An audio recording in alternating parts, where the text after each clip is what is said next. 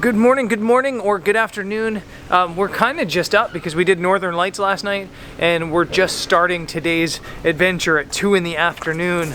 I've got coffee to fulfill the gap of sleep I had, or the lack of sleep I had, and yeah, we're off. I've got a couple cool locations today here in the Lofoten Islands, so let's go.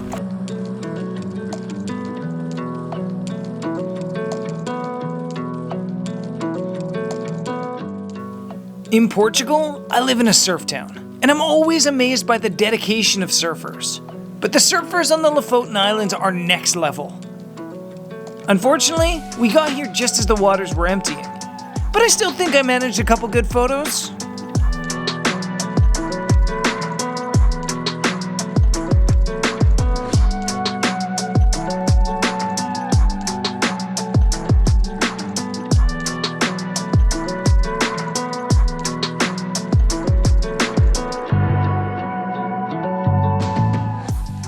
And then for sunset, we headed to one of the more iconic places in Norway, Utakleiv Beach.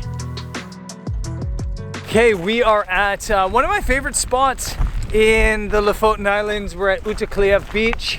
It is absolutely beautiful. The winds have picked up, which isn't great, but there's clouds and it looks like there's the potential for good light today. So I'm gonna head down and kind of shoot what I always shoot when I come here, but I've never gotten great light here. So yeah, gonna find some rocks, foreground, and this amazing background.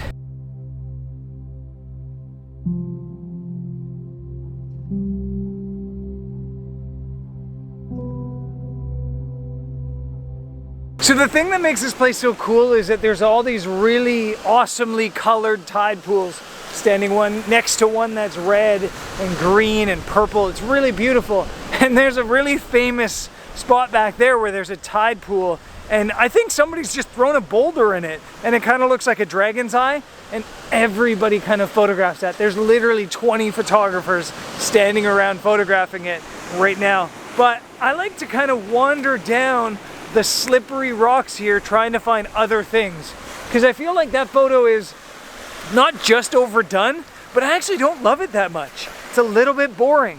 I like a little bit more drama in my photos. I like having some waves and some motion in the sea. So I'm literally just walking up and down the front of the sea line, the coastline here, trying not to slip and fall, and trying to find something with foreground interest, something with some motion in the waves, and just a cool photo of all this, because this is absolutely spectacular. Eventually, I found a tide pool I quite liked, but unfortunately the waves weren't creating enough drama.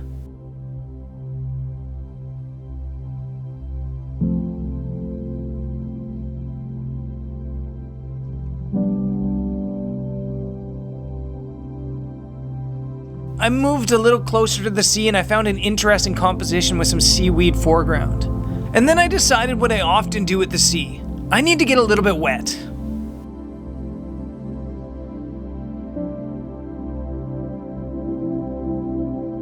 Another thing with seascapes, and I'm trying to watch the sea and not fall on my face on the slippery rocks, is sometimes you just need to get a little bit risky.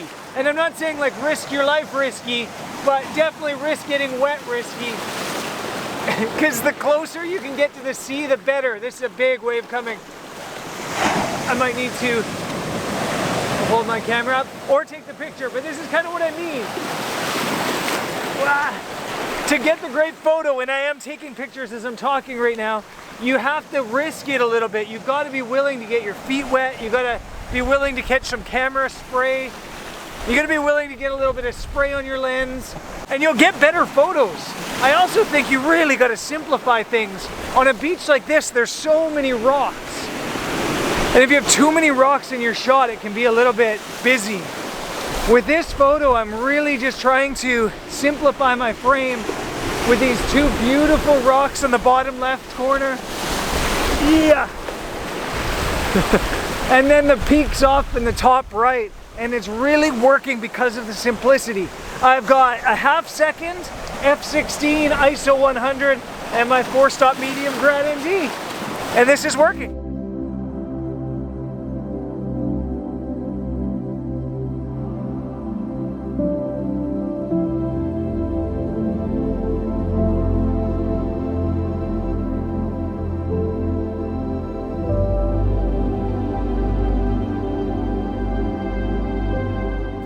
The scene had a nice soft glow to it. There was a beautiful orange haze in the sky.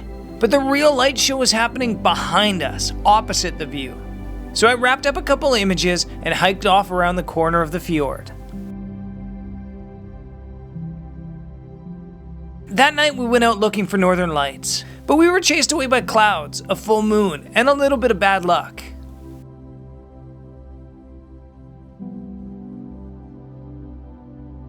We had a bit of a fail with the northern lights last night. We were out looking for them, but it was a bit hazy and overcast, and we saw like little bits of it.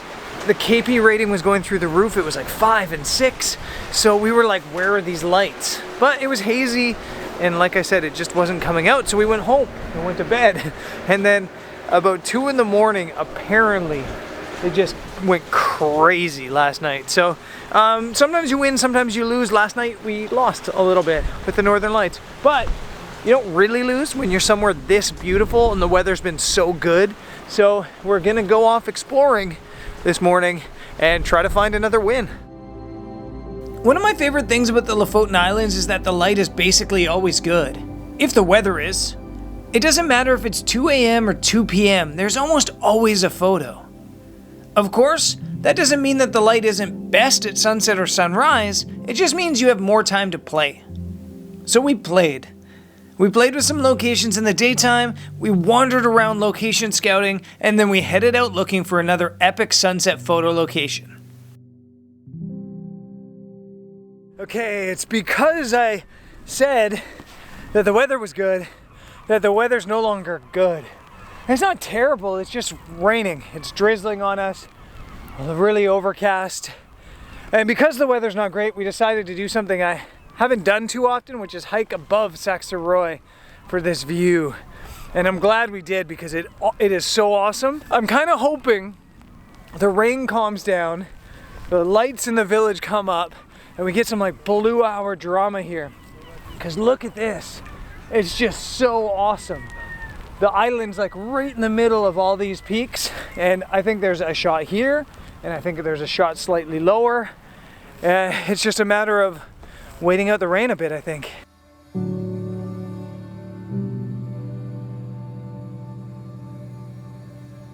So it's still raining, and I've come down from where I was up on the top to here a little bit below, because I felt like the houses or the cabins on the island felt like they were slanting because of the angle.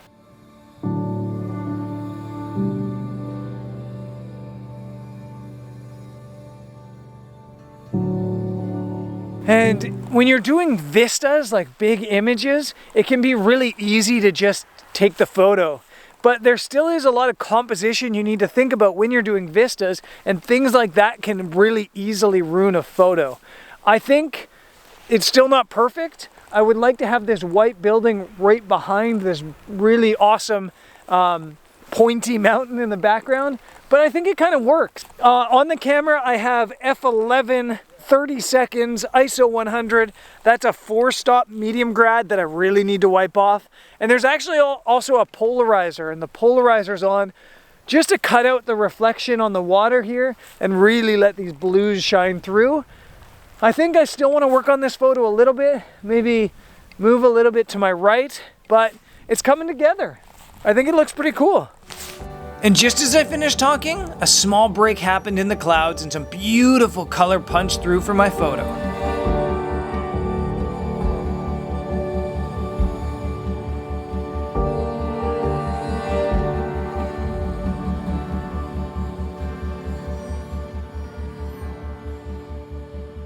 I think the photo works. I've never been a big fan of vistas. I love them in life, it's awesome. But from a photography standpoint, they've always felt a little bit simple, I guess. So yeah, I tend to prefer the seascapes for sure, the more intricate compositions, the wild ones, rather than being up above it all, shooting down on things. But that was awesome. The Lofoten Islands have been awesome, as always, and I'll be back at it with another episode from here next time. More northern light chasing, hopefully, and some more landscape photography. I'll see you there. Peace.